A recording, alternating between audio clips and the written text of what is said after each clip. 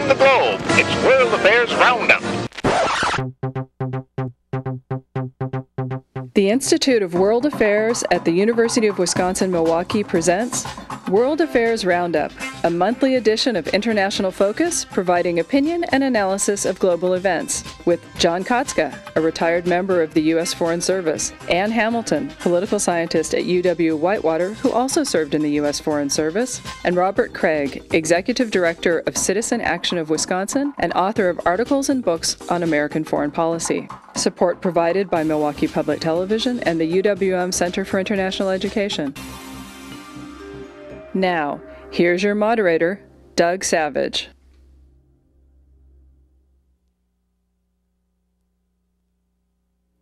Welcome to International Focus and the April 1st edition of our World Affairs Roundup. Once again, we've assembled our prescient panel of Roundup regulars to look at Bibi, Barack, and the bomb. As pundits prognosticate about Israel's plans in Iran, much attention has been focused on the relationship between Prime Minister Benjamin Netanyahu and Defense Minister Ehud Barak. Where is this seemingly unlikely partnership between former rivals likely to push Israeli policy? Kofi break? Damascus has ostensibly accepted a peace plan brokered by former UN Secretary General Kofi Annan on behalf of the UN and the Arab League. Could this be the end of the current crisis in Syria, or just a sad chapter? Emerald Isle austerity.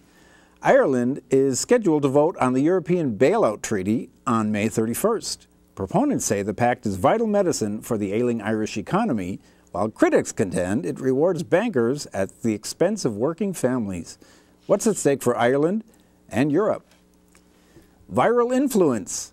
The controversial Kony 2012 video is widely considered the most successful viral web content ever. What's behind this phenomenon, and what does it tell us about the power and ethics of digital mobilization in the 21st century? We'll also have exclusive footage from another late-breaking story. But John, first, maybe we could start with you and Israel. Tell us a little bit about how what would seemingly be two strange bedfellows got together in this government. You know, it's interesting, Doug, that we normally have focus on events, but this brings in another dimension of foreign affairs that generally doesn't get enough currency, and that's the psychological dimensions. And what we have here are two unlikely bedfellows, if we can put them in that position. And representing two very unlikely alliance partners from the far left and from the far right. And they have focused and formed this alliance over one issue, and that is what to do about Iran. But the interesting part about this is that they have isolated the rest of the cabinet from the process. And in that, I think, are undoing themselves. I remember from the coup attempt in Moscow in 1991, 92, one of the reasons it failed was because they tried to control the amount of information about what was happening from people within the government. This could also be part of Israel's problem. So, Ann, what, John mentioned the two very different worldviews. How does that impact their take on the Iranian situation? Well, they're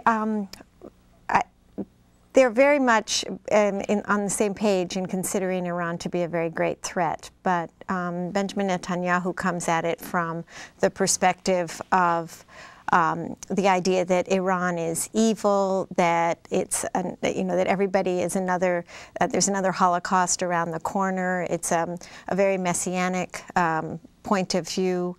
And whereas Ehud Barak comes at it more as a military strategist, seeing it as, a great challenge to figure out how he might actually come up with a military strategy. He's acting as the defense minister now, whereas Netanyahu will actually be making the final decision if this is made shortly in the near future, because he's the prime minister. But the two together make for what could be a very dangerous combination. And Robert, how does that work exactly? I mean, how do these two worldviews and sort of professional biographies work with regard to the likely outcome in terms of policy? Well, they're from different parties, but they're mutually reinforcing. To use John's psychological metaphor, it's like a codependency. So Netanyahu, even though they obviously both fought and were in the army, but Barak was a major leader, considered the leading foreign policy and defense expert, and so that reinforces Netanyahu, makes him feel more secure in going forward. But then Netanyahu has the even more conservative kind of post-Holocaust kind of view of the situation. So together they may be willing to do things that neither one alone would do, and that's a very dangerous situation. So even if the world took the perspective that Iran joined the nuclear club might not be that horrendous. It might just be like Pakistan joined the nuclear club or other countries and they would not use it. The fact is, Israel is a wild card here and might act in a very aggressive fashion.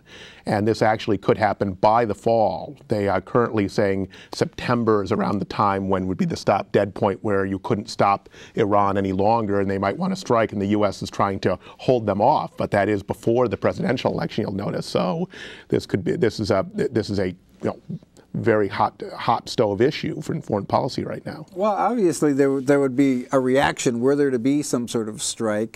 Talk a little bit about, any of you, the calculus within Israel about, what is the worst scenario? Well, we start with the idea that this alliance is aimed at Iran.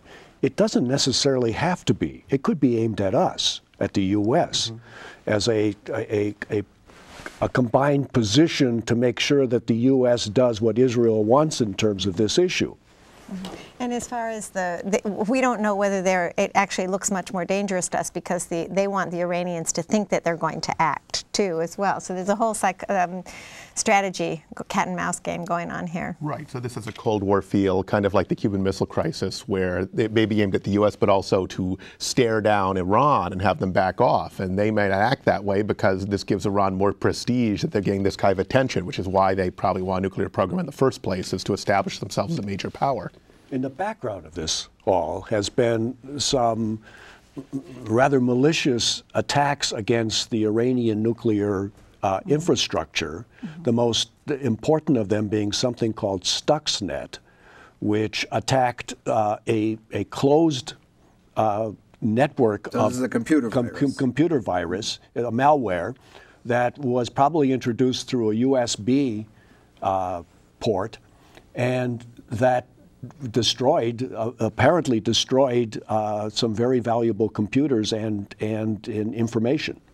So as well as assassinations of nuclear scientists. Nuclear scientists as well, yes. Well, it's pretty malicious, too. That's kind of malicious, isn't it? Well, let's talk a little bit about the American aspect of all of this. Let's talk a bit about the relationship each of the two principals have had with various American administrations. Well, it's hard to find an administration or a party or a political view that has not been rather lockstep with Israel in terms of what Israel wanted in terms of the Middle East. Well, if we look at the current administration, how are both men regarded when they're knocking on the door of the Oval Office? Who gets the warmer welcome? Oh, the two men. Well, Netanyahu thinks of himself, well, first of all, he's the prime minister, and that obviously gives him more cachet. But the second thing is, as a very fluid English speaker and someone who considers himself well-versed in U.S. politics, he thinks of himself certainly as the more powerful in terms of the relationship. But he and President Obama have had a very difficult relationship, so I think that he probably feels more comfortable in the halls of Congress than he does in the Oval Office. And is there an election, U.S. election aspect of all of this? Is there an election coming up? Well, I think the Republican candidates are competing to see how much stronger and more daring they can be on the Iranian threat than the Obama administration. And so that puts another kind of pressure on the Obama administration if we're talking about a September decision, roughly. So it's a major problem for the United States, and what they want to do right now is to trying to sell Israel on the idea of giving sanctions a chance to work. But then you have Iran, which is drawing attention to itself by doing this, and may want to call the bluff, may want to go further than Russia was willing to go with Cuba back in the Cuban Missile Crisis. So it's well, to use a bad metaphor, it's a very explosive situation, and it will be hard to defuse. Well, let's stay in the region. We'll stay in the region and move on to a different situation. Ann, maybe you could tell us a little bit about Kofi Annan's mission to Syria. Well, Kofi Annan, the former UN Secretary General, was authorized by Security Council resolution, the third one on the Syrian question. The first two had been vetoed by China and Russia. But in this particular resolution, they authorized him to go as a peacemaker, and he's also authorized by the Arab League, the two organizations together, to go into Syria and try and negotiate a peace. What he's trying to negotiate, though, is something that's very short term. It's really a cessation of hostilities. It's to allow journalists in. It's to allow some humanitarian corridors to be set up. Journalists? Yes, journalists, and on both sides, and so, but it doesn't speak to solving any of the underlying problems. Whereas the Arab League had previously presented a proposal on January 22nd, where they actually called for President Assad to step down and turn power over to the his deputy, so that he could then negotiate some kind of settlement with the opposition. And there's a meeting actually taking place in Istanbul to discuss all of this. Robert, what is the American position both on this ostensible agreement by the Assad regime and the opposition, and just sort of the situation going forward generally? Well, the American position is that Assad is not seriously agreeing to what Kofi Annan has proposed, and this is just to buy more time to regain full control. And of course, upon agreeing to the treaty, they continued their offensive against civilians in a number of parts of Syria that they don't have control of at the moment. And so the U.S. thinks that this is a regime, as the Arab League does, that is bankrupt and that there needs to be regime change. And what do they think about the opposition? Well, they're concerned that it doesn't actually represent all of the people, and will in fact, break into factionalism. And so they are actually asking for them to come to Turkey, showing that they're willing to work in a unified way with all the various ethnicities and factions in order to be a viable alternative to the Assad regime. So, is this the regime's last chance? I mean, or can they agree and cheat on this one and get away with it? Well, yes, they have in the past and will continue to cheat on this, as I expected that they meant when they agreed to Annan coming in. Part of the problem is that anything that is agreed to, any of the humanitarian aid that is principally behind some of these gestures on the part of the West and the Arab League, will have to go through official channels. And so, having watched how that works in other places in the world, that means that some of it may make it there, but lots of it is going to enrich the regime. Mm-hmm. Well, I think we'll leave the Middle East, take a short break, and return and take a quick trip to Europe. We'll be right back with more International Focus. The Institute of World Affairs presents our community with a range of public programs relating to global issues, U.S. foreign policy, and the world economy. For more information about the Institute of World Affairs, call 414-229-3220 or visit our website at www.iwa.uwm.edu.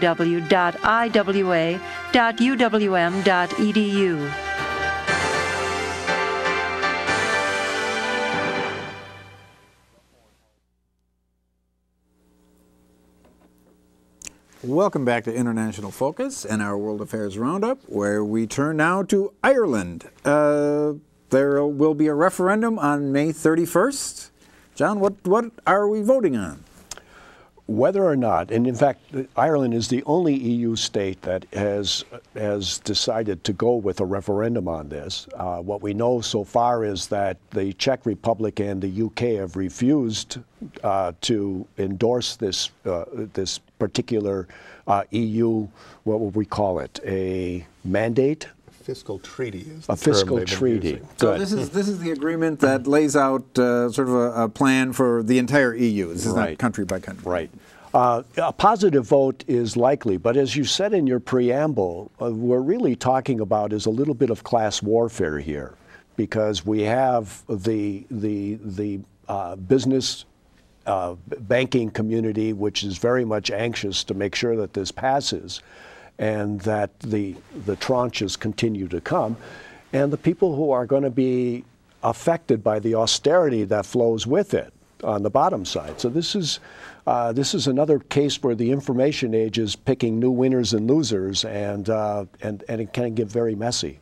So what are the arguments pro and con for a yes or no vote?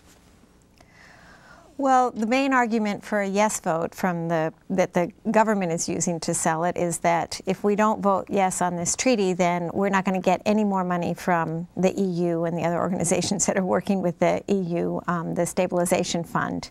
And that's a very dangerous position to be in, given their current financial status. It's not entirely clear that they're going to need more money, but given what's happened, it's pretty likely. So that's the main argument. The people who are against it are using, what John is saying, that the problem here has been the bankers. This shouldn't be off the back of the people. The agreement itself is dangerous because it relies too much on austerity. It gives too much away to European unelected officials in terms of monetary sovereignty and the like. And Robert, this amounts to an amendment to the Irish Constitution, does it not? I mean, does it institutionalize a sort of austerity-oriented policy going forward? Well, they just determined that they have to have a constitutional amendment to agree to a treaty like this, and they're the only EU country, as John pointed out, that has done that. It does commit them to further austerity, which, as John pointed out and Dan pointed out, is highly problematic for most of the population. The issue is that there is not an alternative on the table. It's not like you're voting on this versus an approach that's more balanced and relies less on austerity. It's this or nothing and potential fiscal chaos, which also would be bad for everyone in the country. So that's why commentators seem to think that it will pass, but then again, commentators might have been wrong about the U.S. Supreme Court on health care as well, so the conventional wisdom may not be accurate, but the problem is that they've adopted an austerity approach which may in fact lead to less growth and further debt, despite all of the pulling back, and so that's the problem. If you tramp down the market and demand, you actually make the fiscal crisis worse and the debt much worse. Underlying this is another issue, and one of the ways in which the Irish problem became part of history was that economic development occurred. Ireland joined the EU and there was this rapid growth in the economy. If this the austerity hits the people who were probably most involved in the troubles, this could open up that door again. Mm-hmm. Well, now let's move from a geographically centered story to one that really has no boundaries, and the Kony 2012 video. And maybe you could tell us a little bit about the background on the video itself. Well, the video was produced by one of the co-founders, Jason Russell, of an organization called Invisible Children. Jason Russell visited Uganda, I believe, in 2003 and heard the stories of some of the people who had survived, but who as children had suffered at the hands of Joseph Kony, who's the head of the LRA, the Lord's Resistance Army. Mm-hmm. Okay, and this is a militia, a very vicious militia operating in Uganda and elsewhere that takes children and turns them into soldiers and makes them commit a number of atrocities. And this Joseph Kony is wanted by the International Criminal Court for his war crimes. There's no doubt that he's a horrific individual.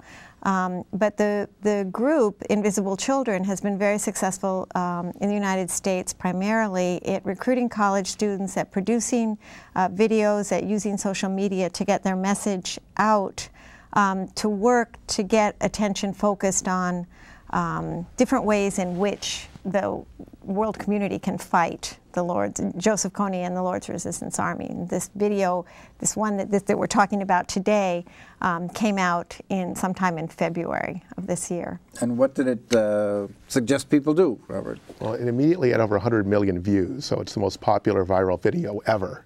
And so it's important that way. It's a milestone. It suggested people contribute to publicizing this one warlord, Joseph Kony, and at Kony 212, literally you buy bracelets, you buy stickers, etc. And the idea is not for him to be elected, but him to be out by the end of 2012, because once people have knowledge, it presents this idea that if we know about this and the world knows about it, then it will help solve the problem. One of the problems is it's very simplistic. It suggests we can deal with the problem of child warriors just by focusing on one warlord. It doesn't point out that he's probably down to 100 men and he's not even in Uganda anymore, but makes him out to be kind of standing in for the whole for a much more complicated problem that involves a lot more actors.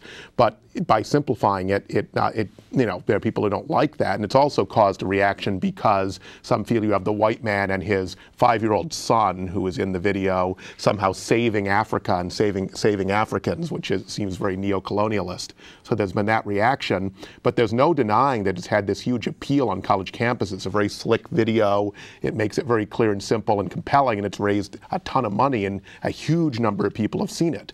And so it's an interesting situation, but it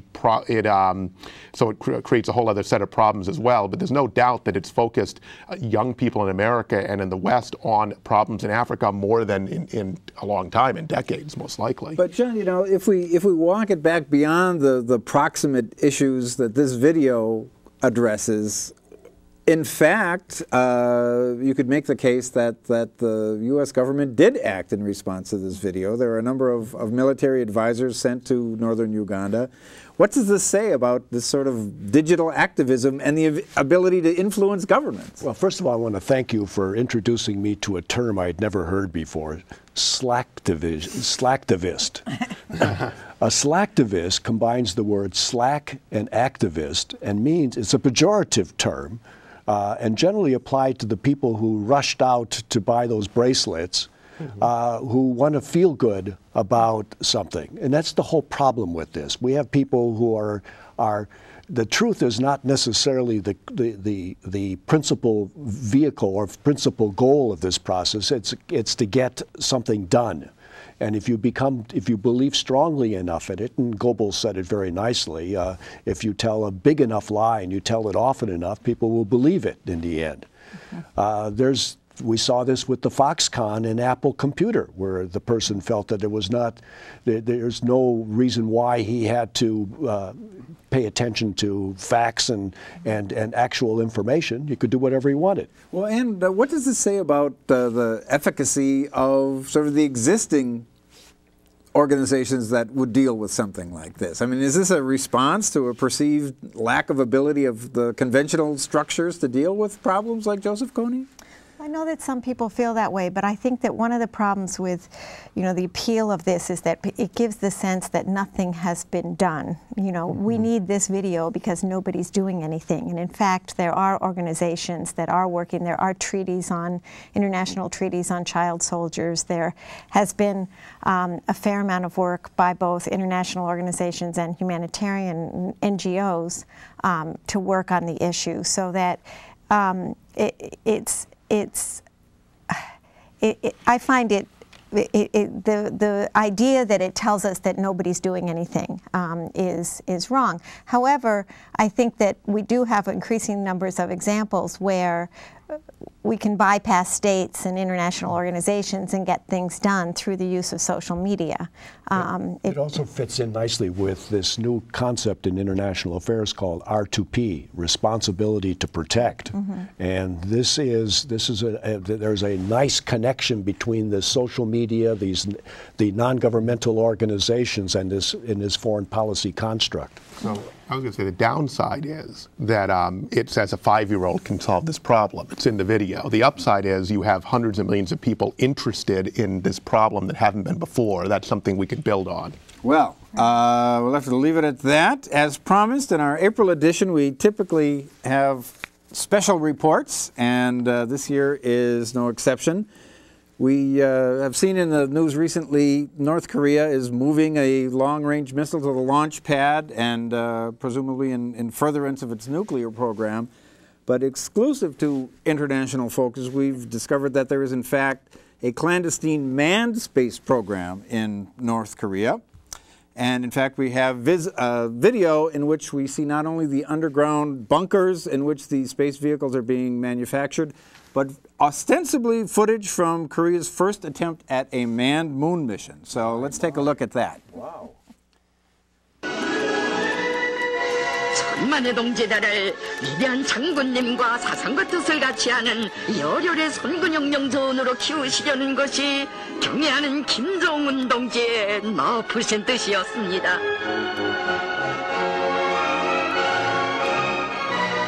전군의 우리 당의 혁명사상, 선군 혁명사상만이 맥박치고 백두의 혁명전통만이 살아 숨쉬게 하시려는 자침없는 의지가 천만의 심장을 올려주었습니다.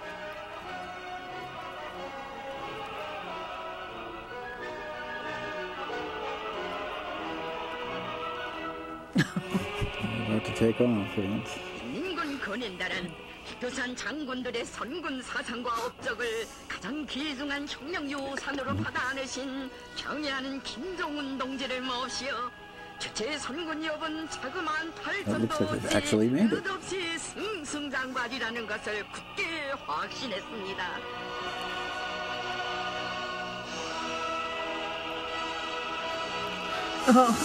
Oh no. Well, that's all for this week. We'll see you next week on International Focus.